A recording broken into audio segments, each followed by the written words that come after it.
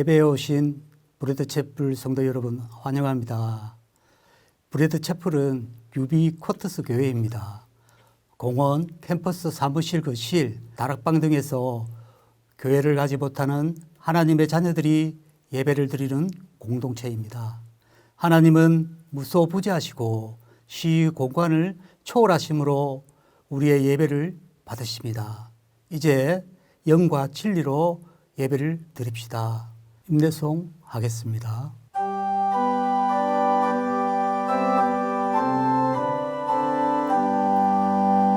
전능왕 오셔서 주 이름 찬송케 하옵소서.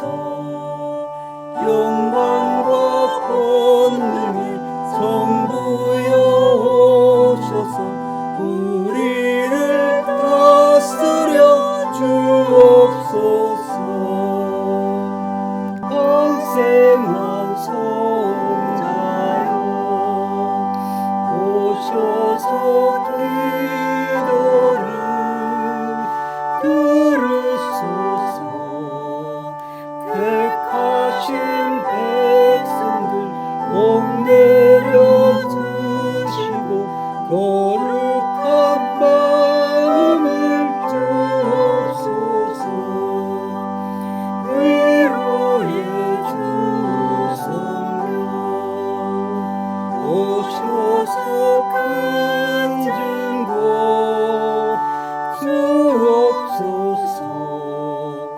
전능한 주시여 각 사람 마음에서 떠나지 마시고 계십소서.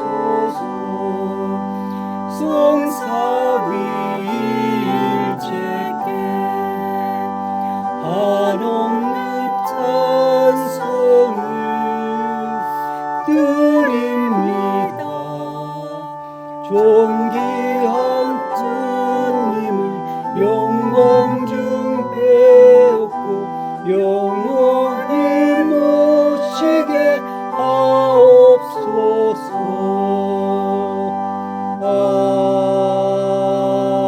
아멘. 우리의 신앙을 사도신경으로 고백하겠습니다. 나는 전능하신 아버지 하나님 천지의 창조주를 믿습니다. 나는 그의 유일하신 아들 우리 주 예수 그리스도를 믿습니다.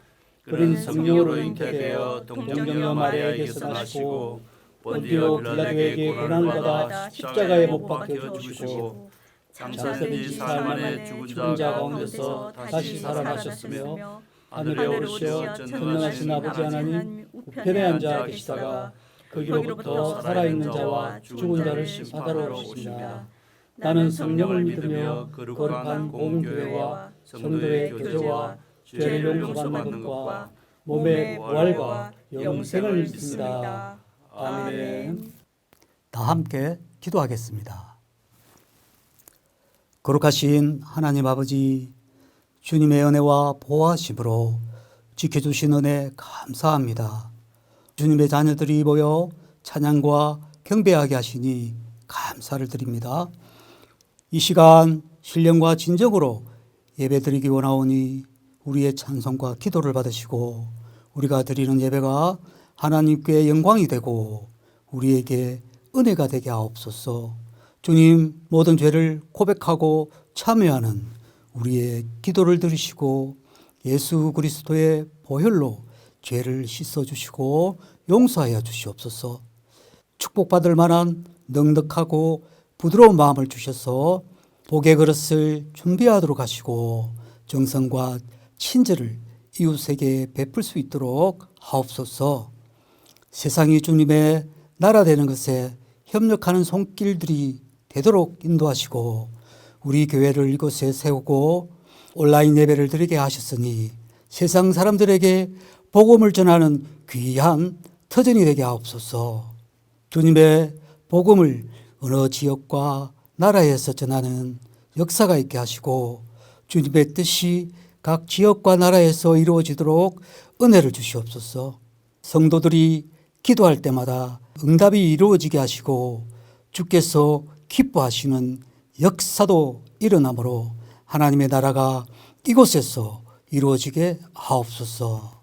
이 시간 하나님의 사랑을 깨닫게 하시고 우리에게 행하신 자비에 감사하도록 하여 주시고 우리를 날마다 새롭게 변화시키는 주님께서 늘 우리와 함께 하여 주시옵소서.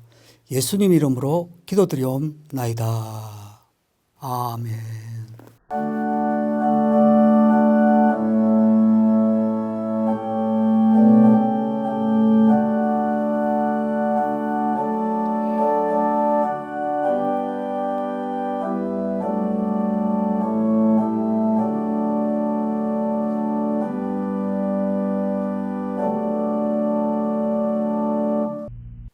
오늘 하나님께서 주신 성경 말씀을 봉독하겠습니다. 고린도후서 7장 8절로부터 11절까지입니다. 그러므로 내가 편지로 너희를 근심하게 한 것을 후회하였으나 지금은 후회하지 아니함은 그 편지가 너희로 잠시만 근심하게 한 줄을 압니다. 내가 지금 기뻐함은 너희로 근심하게 한 까닭이 아니요 도리어 너희가 근심함으로 회개함에 이른 까닭이라. 너희가 하나님의 뜻대로 근심하게 된 것은 우리에게서 아무 해도 받지 않게 하려 함이라.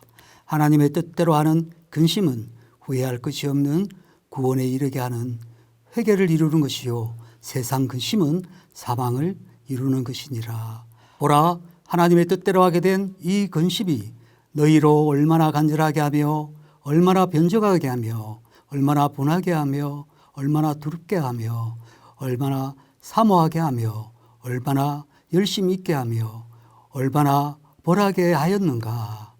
너희가 그 일에 대하여 일체 너희 자신의 깨끗함을 나타내었느니라. 아멘. 성도 여러분, 우리를 불행하게 하는 세 가지를 들어보라면 첫째는 우울증이고 둘째는 분노라고 합니다. 이와 함께 우리를 불행하게 하는 세 번째 요소가 있는데 염려와 근심과 걱정이라고 합니다.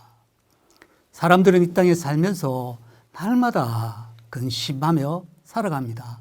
보통 무엇을 먹을까, 무엇을 마실까, 무엇을 입을까 하는 것으로부터 천석구는 1000가지 걱정이 있고 만석구는 10,000가지 근심이 있다 했던가요? 우리는 살아가면서 단 하루도 마음 편안하게 걱정과 근심 안 하는 날이 없습니다. 어떤 사소한 문제라도 어느 정도의 걱정거리는 늘 가지고 살아간다는 거죠. 물론 이것도 결국엔 자신이 선택하는 것이지만 염려와 걱정도 습관성 질병으로 보는 이유가 대부분 염려가 실제로는 전혀 일어나지 않는 미래의 일을 걱정하고 또 많은 사람들은 이미 지나간 과거의 일을 고민하고 근심하기 때문이죠. 그런 근심이 주는 영향은 사실 생각보다 큽니다. 잠언 17장 22절에서는 마음의 즐거움은 양약이라도 심령의 근심은 뼈를 마르게 하느니라. 그렇게 말씀을 하고 있습니다. 근심이 여러 가지 병과 치매, 우울증, 심장마비에 걸리게 하고 수명에 영향을 주기 때문에 근심을 가까이 하면 안 되는 줄 알지만 사실 그게 잘 안 됩니다. 하지만 우리가 살아갈 때 생기는 근심에는 사람이 세상에 살면서 하는 근심과 믿는 사람들이 하는 근심 두 종류가 있습니다. 오늘은 근심의 두 종류에 대해서 알아볼 텐데요. 두 종류의 근심의 결과는 엄청난 차이가 극과 극으로 나타나는 것을 보게 됩니다. 하나는 구원에 이르는 근심이고 또 다른 하나는 사망에 이르는 근심인데 사망에 이르게 하는 근심은 세상 근심이 있습니다. 두 종류의 근심 중 세상 근심은 말 그대로 세상적인 근심, 성경적으로 말하면 회개하지 않는 그런 근심을 말합니다. 오늘 본문에 나오는 고린도 성도들의 경우 자신들을 질책하는 바울의 편지를 받고 만약 세상적인 근심을 했다면 아마도 화를 내고 자신들을 정당화하기 위해 더욱더 바울의 대적자로 돌아섰을 텐데, 그렇다면 결국 그들은 사망의 나라까지 내려갔을 겁니다. 왜냐? 세상 근심은 죽음을 가져오기 때문이죠. 세상 근심은 영혼을 파괴할 뿐 아니라 정신과 육체의 건강을 파괴시키는 무서운 독이 됩니다. 오늘 본문 10절 하반절을 보겠습니다. 세상 근심은 사망을 이루는 것이니라. 세상 근심은 하나님의 뜻과 반대로 가는 특징 때문에 사망을 이루게 되고 무조건 자기 노력으로만 해결하려고 하다 보니 자꾸만 염려와 근심이 마음속 깊숙이 들어오고 마음을 쪼개지게 해서 염려와 근심으로 생긴 작은 그 틈 사이로 마음 안에 있는 평안과 기쁨과 안식이 새어나가게 됩니다. 그리고 그 자리에는 염려와 걱정이 차지하게 됩니다. 그때부터 밥맛도 없고 잠도 안 오기 시작하죠. 그래서 세상 근심은 절대로 선을 이루지 못하게 되고 삶이 황폐하게 되는 사망의 결과를 보게 됩니다. 그래서 주님도 마태복음 6장 27절에서 너희 중에 누가 염려함으로 그 키 한 자라도 더할 수 있겠느냐 하셨잖아요. 그냥 염려만 할 뿐이고 해결이 되지 않습니다. 이건 돌 치우면 바위 나오고 바위 치우면 암석이 나온다는 말과 같습니다. 그래서 세상 근심은 무익하다라는 겁니다. 그래서 근심이 들어오면 머릿속에 집을 짓게 그냥 둬서는 안 된다는 겁니다.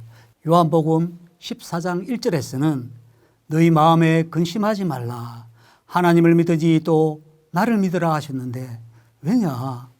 하나님의 능력을 믿지 않고 자기의 조건과 환경만 바라볼 때 그 생각이 환경에 갇혀서 근심에서 벗어나지 못하게 된다는 거죠. 신앙은 환경 넘어 계시는 하나님의 능력을 믿고 하나님께 내 생명과 미래를 주관하시게 하고 그 힘으로 살아가고 모든 염려를 주께 맡기는 이것이 신앙이고 성도의 지혜로운 자세이지만, 하나님을 믿지 못하고 하나님께 맡기지 못하기 때문에 자꾸만 하나님과 먼 방향으로 갑니다. 나 스스로가 어떻게 하면 좀 더 안락하게 살까? 어떻게 돈을 많이 벌어서 즐겁게 쾌락을 누리며 배부르게 살까? 이런 근심은 몸은 편하지만 근심이라는 탐심 때문에 결국 사방에 이르게 됩니다. 자동차가 없을 때는 교통사고 때문에 근심할 필요가 없었고 핸드폰이 없을 때 오히려 편했던 것 같습니다. 차라리 삐삐가 있던 시절이 더 좋았다라는 생각이 듭니다. 이젠 핸드폰에 코가 꿰어서 너무 빠른 소통 때문에 오히려 삶이 피곤해진 것 같습니다.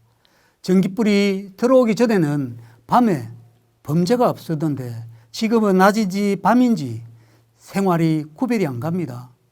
요즘 시골에 가면 가로등 때문에 곡식이 잠을 못 자서 스트레스 때문에 열매가 연글지 않는다고 합니다. 곡식만 스트레스 받나요? 옛날에는 스트레스가 무엇인지도 몰랐는데 지금은 가장 많이 듣는 말이 스트레스입니다. 과학이 발전해서 문명의 혜택을 누리지만 사실 이름 모를 질병이 너무 많아서 오히려 두렵기만 합니다. 기술의 발전이 근심을 없애는 것이 아닌 줄 알기 때문에 주님이 오셔서 이 땅에 새 하늘과 새 땅을 이룰 때까지는 근심이 떠날 날이 없는 세상이라고 생각하니 참 맥이 빠집니다. 그런데 성경에는 무익한 근심만 있는 것이 아니고 유익한 근심이 있음을 소개하고 있는데요.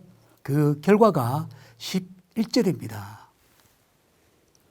보라, 하나님의 뜻대로 하게 된 이 근심이 너희로 얼마나 간절하게 하며 얼마나 변정하게 하며 얼마나 분하게 하며 얼마나 두렵게 하며 얼마나 사모하게 하며 얼마나 열심히 있게 하며 얼마나 벌하게 하였던가. 너희가 그 일에 대하여 일체 너희 자신의 깨끗함을 나타내었느니라. 아멘. 바로 하나님의 뜻대로 하는 근심입니다. 하나님의 뜻대로 하는 근심은 후회할 것이 없는 구원에 이르게 하는 회개를 이루는 것이요, 세상 근심은 사망을 이루는 것이니라고 그렇게 말씀을 하고 있습니다. 하나님의 뜻대로 하는 근심은 소망이 되고 회개를 하게 되고 어그러진 인생을 바로 살게 하는 거룩한 근심이라고 합니다. 하나님의 뜻대로 하는 근심은 보다 정확하게 말하면 하나님의 뜻대로 살기 위하여 하는 근심이라고 말할 수가 있습니다. 그 말은 역으로 말하면 하나님의 뜻을 잘 알지만 그렇게 하지 못해 고민하여 갈등하는 근심이라고 할 수 있습니다. 그래서 어떤 학자는 그 근심을 죄에 대한 근심, 하나님의 언약을 저버린 행위에 대한 근심, 그래서 신령한 근심이라고 정의했죠. 그리고 10절 상반절에서도 하나님께서 말씀하십니다. 하나님의 뜻대로 하는 근심은 후회할 것이 없는 구원에 이르게 하는 회개를 이루는 것이요. 아멘. 근심이란 고통과 슬픔이란 뜻이 있지만 같은 근심이라도 어떤 방향에서 어떤 마음으로 하는 근심이냐에 따라 사망을 이룰 수 있고 생명에 이룰 수도 있다라는 겁니다. 신앙 안에 살면서도 하나님을 바라보지 않고 인간적인 세상 근심을 한다면 무익하고, 근심을 하면 할수록 무거운 짐이 되고 고통과 슬픔이 쌓이게 됩니다. 그래서 요한복음 14장 1절에서도 너희 마음에 근심하지 말라, 하나님을 믿으니 또 나를 믿으라 하셨는데, 세상 근심은 할수록 고통과 슬픔이 됩니다. 그러나 하나님의 뜻대로 살기 위해 하는 근심은 후회할 것 없는 생명에 이르게 한다고 합니다. 하나님의 뜻을 보여주고 뜻을 따라하는 근심을 많이 할수록 근심은 생명과 구원이 됩니다. 유익한 근심이 됩니다. 하나님의 뜻대로 의도대로 하는 근심은 자기 욕심이 없고 하나님의 의도대로 순종하는 영적인 근심이 됩니다.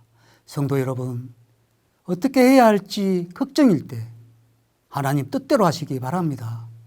하나님을 따라가는 삶의 특징에는 하나님의 부르시는 소명이 있기 때문에 이렇게 살아라, 헌신해라, 봉사해라, 사랑하라 부담을 주시고, 하나님께서 성도를 누르신다고 느낄 때에는 하나님 뜻대로 하셔야 합니다. 이런 근심이 있는 자가 신자입니다. 오늘 본문은 바울이 고린도 교회에 편지를 보낸 것에 대하여 후회하기는 했지만 사도 바울이 도리어 기뻐한다는 내용입니다. 8절을 보겠습니다. 그러므로 내가 편지로 너희를 근심하게 한 것을 후회하였으나 지금은 후회하지 아니함은 그 편지가 너희로 잠시만 근심하게 한 줄을 알미라. 아멘. 기뻐한 이유가 다행히 고린도 성도들은 하나님의 뜻대로 하는 근심을 하고 하나님의 누르심으로 인해 회개했기 때문입니다. 하나님께서 누르시는 뜻대로 하는 근심은 구원에 이르는 회개를 가져오고 후회가 없는 생명에 이르게 합니다. 본문은 크게 네 가지로 구분할 수 있습니다. 후회스러운 편지, 두 종류의 근심, 기도의 염려, 신뢰의 회복입니다. 개척한 고린도 교회는 의식이 없고 파벌, 엄란, 제사, 공동체 문제가 있는 교회라 편지를 들고 간 티도가 돌아올 때까지 바울은 걱정을 했는데 좋은 소식을 가지고 옵니다. 들어온 곳을 떠나 하나님 뜻대로 근심하여 자신을 깨끗이 하라는 바울의 편지를 보고 돌이켜 회개한 것을 듣고 바울은 고린도 성도들을 칭찬합니다. 바로 여기에 하나님의 누르심이 있는 겁니다. 9절을 보겠습니다. 내가 지금 기뻐함은 너희로 근심하게 한 까닭이 아니요 도리어 너희가 근심함으로 회개함에 이른 까닭이라. 너희가 하나님의 뜻대로 근심하게 된 것은 우리에게서 아무 해도 받지 않게 하려 함이라. 아멘. 하나님의 누르심이 있는 성도는 하나님의 손이 심령을 누르는 것을 느끼게 되고 설교를 귀담아 듣고 자주 실수해도 회개하는 성도들입니다. 하나님 뜻대로 하는 근심을 하면 방향을 바꾸어서 회개하고 돌이키게 되어서 아무도 해를 받지 않는다는 말입니다. 하나님의 뜻대로 하는 근심을 하는 성도들은 사람을 사랑하고 용서하는 넉넉한 마음을 주시고 확실하고 견고한 믿음에 이르게 해서 구원에 이르게 하고 후회 없이 하나님의 누르심에 감사하고 순종하고 회개하게 됩니다. 시편 51편은 회개하고 돌아서는 인간의 진실한 신앙을 볼 수 있습니다. 밧세바 사건만 없었다면 다윗은 완전 성인에 가까운 사람인데 밧세바를 범한 후에 나단 선지자 앞에서 자신의 죄를 고백하고 자신의 죄에 대한 용서를 구하는 기도를 드리는 그런 내용입니다. 자기 고집, 자기 주장대로 다윗이 회개하지 않았다면 그 신앙은 자라지 않았을 텐데 나단의 충고를 듣고 회개했던 다윗은 지금도 우리에게 회개의 본을 보여줍니다.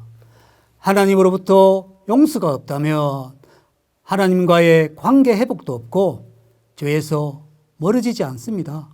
다윗은 하나님의 뜻대로 살기를 원하는 근심으로 단절된 관계가 다시 회복되기를 원했고 다윗은 여기서 더 나아가 성령을 새롭게 부어주실 것을 간청하고 있습니다. 진정한 용서는 죄를 비우는 것이 아니라 성령을 채워서 온전케 되는 것이고 하나님과의 화목과 성령님과의 교통으로 말미암는 구원의 즐거움이 넘쳐서 자원하는 심령으로 다시금 주께 모든 것을 헌신할 수 있기를 간구하는 것이기 때문이죠. 하나님이 쓰시는 사람은 반드시 주의 영과 자원하는 심령이 있어야 합니다. 때로는 자신과 이웃과 교회를 위해 그리고 내 나라 내 조국을 위해 때로는 눈물도 경험하고 금식하기도 하고 밤을 새워 기도하는 거룩한 근심이 필요합니다. 하나님께 다시 드리는 헌신이야말로 참된 용서의 완성이라고 할 수 있습니다. 지금 이 시대는 거룩한 근심이 필요한 시대입니다. 신앙 안에 살면서도 하나님을 바라보지 않고 인간적인 세상 근심은 무익합니다. 근심은 할수록 무거운 짐이 되고 고통과 슬픔이 됩니다. 세상 근심을 버리고 하나님의 뜻대로 하는 거룩한 근심으로 사시기 바랍니다. 그러면 은혜가 회복되고 축복이 회복되는 역사가 있을 줄 믿습니다. 아멘.